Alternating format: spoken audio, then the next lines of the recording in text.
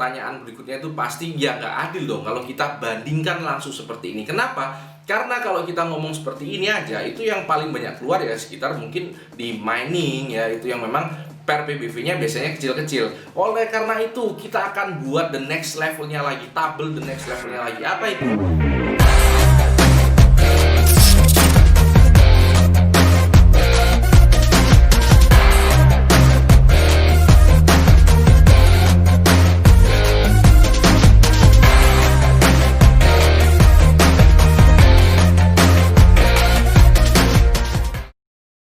Welcome Smart Investor to my channel, Nizar Imam. Jadi episode kali ini kita akan ngomongin lagi saham-saham yang murah teman-teman, terutama di LQ45. Jadi teman-teman semua kan pasti penasaran ya, di LQ45 itu mana sih saham yang masih murah, mana sih dari 45 itu yang bisa layak dikoleksi. Nah, video ini akan membantu teman-teman semua untuk menjawab pertanyaan tadi ya. Jadi penasaran tentang saham apa yang paling murah itu akan terjawab dari video ini. Jadi langsung aja teman-teman ya. Jadi di sini saya ingin ceritakan sama teman-teman dulu pendekatan yang saya lakukan. Jadi pendekatan yang saya lakukan dalam video ini, saya akan menggunakan indikator yang dibuat oleh Warren Buffett ya. Jadi Warren Buffett itu bilang kalau misalnya dia itu menganggap saham itu murah apabila price to earning rasionya dikalikan dengan PBV-nya itu nggak lebih dari 22,5. Ya, itu teman-teman ya. Jadi 22,5 itu adalah acuannya. Nah, di sini juga kita bisa ketahui teman-teman ya. Kalau misalnya saham kalau menurut dia itu kalau bisa PBV-nya itu di bawah 1,5. Ini ya. Jadi kita bisa hitung pakai kalkulator ini ya, teman-teman. Jadi 22,5 kita tinggal bagi dengan 1,5. Ini akan menghasilkan per maksimalnya. Jadi per maksimalnya itu ada di 15. Per maksimal 15, PBV-nya sekitar 1,5. Nah, ini sebenarnya bisa gonta-ganti asalkan 22,5 tadi tetap dipakai itu teman-teman. Nah, ini saya ambil dari buffettsbooks.com ya. Jadi ini adalah sumber yang saya ambil pertama kali waktu saya tahu indikator ini. Nah, ini yang saya pakai dalam video ini, 22,5. Nah, oleh karena itu saya pakai indeks LQ45 terbaru ini dari Kontan ya.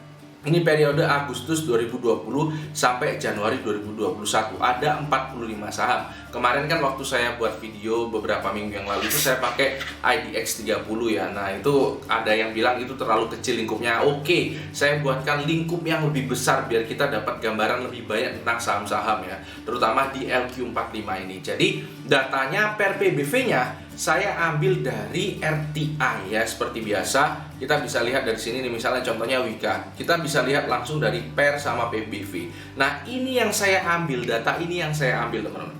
Nah, hasilnya adalah seperti ini kira-kira. Nah, hasilnya adalah seperti ini. Ini ada 45 saham di sini ya. Nah, kita bisa perhatikan teman-teman ya. Ada yang saya coret warna hijau dan ada yang coret warna merah. Yang saya coret warna hijau itu yang menandakan dia kurang dari 22,5. Jadi seperti ini, dari Adaro, ada Akra, ada ASI, BBNI, BBRI nggak masuk ya, BBTN dan seterusnya. Karena BBRI masih mahal nih, 29,39. Nah, yang sisanya ini masih cukup murah lah, apalagi BBNI. Nah, pertanyaan berikutnya pasti teman-teman semua nanya, mana yang paling murah? Nah, oleh karena itu kita akan buat tabel berikutnya. Ini sudah saya susun teman-teman ya, beserta grafiknya. Jadi kita bisa lihat di sini, ini sudah saya urutkan. Ini yang warna merah tadi saya belum ceritakan. Yang warna itu maksudnya dia rugi teman-teman. Jadi total kuartal 1 dan kuartal 2 itu masih minus labanya. Nah, ini adalah BSDE. BSDE di LQ45 ini masih ya labanya masih minus. Seperti itu. Nah, terlepas dari BSDE ini, kita bisa lihat ini adalah susunannya dari yang paling murah sampai ke yang paling mahal. Kita bisa mulai dari SRIL yang WB indikatornya atau per kali PBV-nya itu cuma 1,17, maksimalnya 22,5. Ingat itu ya teman-teman ya. Nah, ini terus saya urutkan dari SRIL, terus BBNI, Adaro, Excel ya, kemudian sampai yang termahal itu ada di Unilever. Unilever ini sekitar 1.500 Warren Buffett indikatornya, ini mahal banget ya. Nah, kita bisa lihat di sini, ini adalah grafiknya yang sudah saya susun, kira-kira seperti ini. Ya, ini adalah urutannya: SRIL, BNI, Adaro, Excel, MNCN, ITMG, INKP, PTBA, TKIP, Pegas, BBDN dan seterusnya. Nah, pertanyaan berikutnya, saya tahu banget pertanyaan berikutnya itu pasti ya nggak adil dong kalau kita bandingkan langsung seperti ini. Kenapa? Karena kalau kita ngomong seperti ini aja, itu yang paling banyak keluar ya sekitar mungkin di mining ya, itu yang memang per PBV-nya biasanya kecil-kecil. Oleh karena itu, kita akan buat the next levelnya lagi, tabel the next levelnya lagi. Apa itu? Kita akan lihat, tabelnya sudah saya kelompokkan per sektornya teman-teman ya. Ini seperti ini. Jadi adalah dari sektor basic. Yang paling murah itu masih INKP dan Tekim teman-teman. Dan yang paling mahal itu adalah Cepin. Seperti itu ya. Dari sektor konstruksi itu yang paling murah adalah Wika. Dan yang paling mahal adalah Sumarekon. Ini teman-teman ya, jadi ini kita bisa lihat di sini. Kemudian yang berikutnya dari sektor konsumer itu ada Indofood sampai ke Unilever. Itu Indofood yang paling murah ternyata ya, 17,89, Unilever 1.500. Jadi ini bisa jadi acuan ya teman-teman untuk mencari saham yang idaman lah. Karena dari sini kita bisa kelihatan mana sih dari per sektor ini yang masih murah per dan PBV-nya. Ini jawabannya adalah Indofood di sektor konsumer. Seperti itu. Kemudian dari sektor finance kita mungkin sudah banyak yang tahu ya, kalau finance ini nggak kaget, nggak lain dan nggak bukan, itu adalah BBNI yang paling murah ya. BBNI paling murah di sini 5,48 dikali 0,47 masih 2,58 WB indikatornya. Dari sektor infrastruktur ada Excel dan Pegas. Ini ya teman-teman. Kemudian dari sektor mining ternyata yang paling murah ya, kalau teman-teman selama ini bingung Adaro, ITMG atau PTBA, kalau kita bandingkan dengan seperti ini kita bisa ketahui yang paling murah itu adalah Adaro. Kalau teman-teman idamannya itu adalah sahamnya pokoknya yang murah ya tanpa melihat kualitasnya, ya Adaro jawabannya. Seperti itu ya. Kemudian kita bisa lihat dari MIS ya, MIS Industri itu ada Sril dan ASI, ini masih sama-sama murah. Sril parah banget sih 1,17. Kemudian dari sektor trade ya, kita bisa melihat MNCN. MNCN ini masih murah banget, 6,57 kalau dikalikan. Nah, itu adalah sektor per sektornya ya. Jadi teman-teman tinggal ngepick stock pick saham itu harusnya lebih mudah dengan melihat video ini. Nah, sebagai catatan, jangan ditutup dulu videonya ya.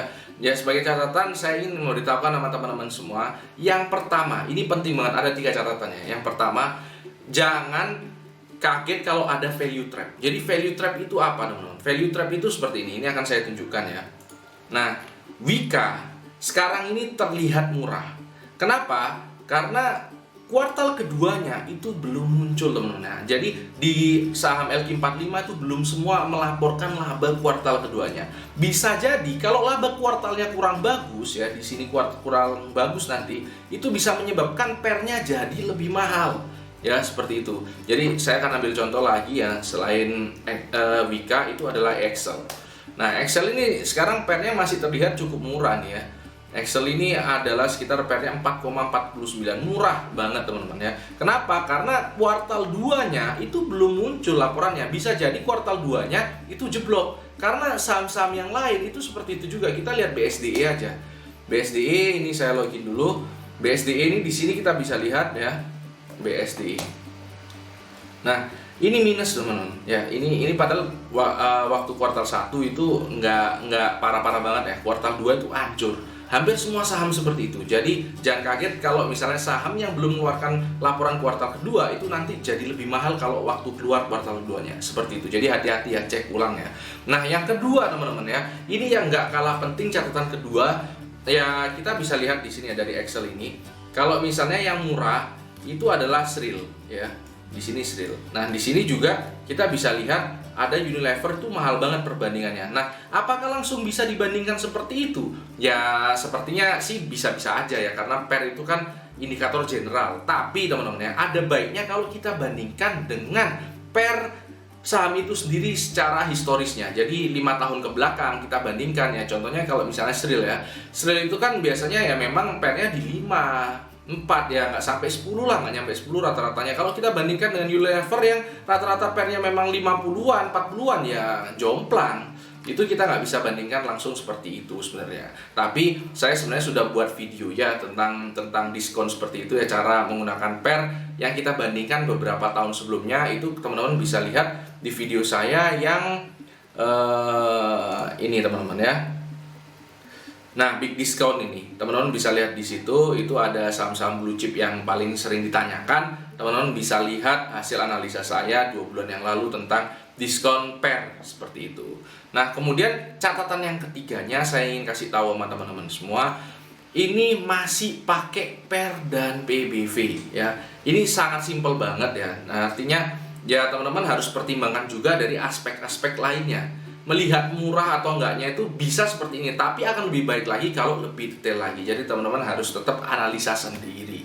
Seperti itu ya. Ini harusnya bermanfaat buat teman-teman semua. Nah, kalau teman-teman merasa bermanfaat, jangan lupa subscribe channel saya, like, komen, dan share ya. Meskipun saya mungkin akhir-akhir ini agak lama balas komennya, tapi saya akan usahakan tiap video itu yang komen awal-awal itu akan saya balesi kok. Meskipun saya mungkin butuh waktu ya, seperti itu. Jangan lupa juga follow Instagram saya. Itu aja sih episode kali ini ya, karena hidup harus seimbang, tetap cerdas dan tetap santai.